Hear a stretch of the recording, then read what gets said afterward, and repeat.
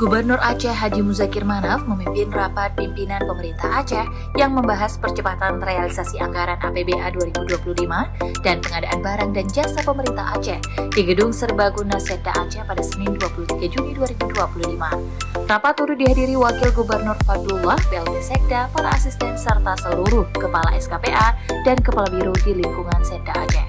Dalam arahannya, Gubernur meminta agar seluruh pimpinan Satuan Kerja Perangkat Aceh memastikan tindak lanjut Rapim berjalan konkret dan terukur.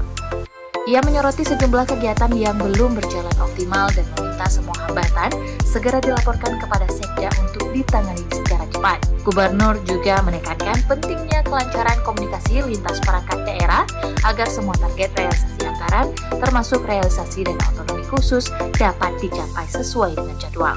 Ia mengingatkan, jika tidak ada sinkronisasi antar unit kerja, target belanja akan sulit tercapai.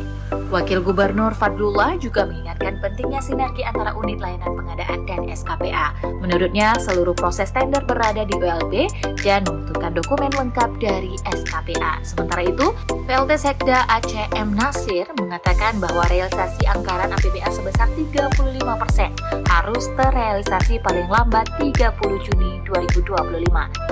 Lebih lanjut, Sekda meminta Kepala Biro Pengadaan Barang dan Jasa untuk mengkoordinasikan percepatan proses tender di semua SKPA.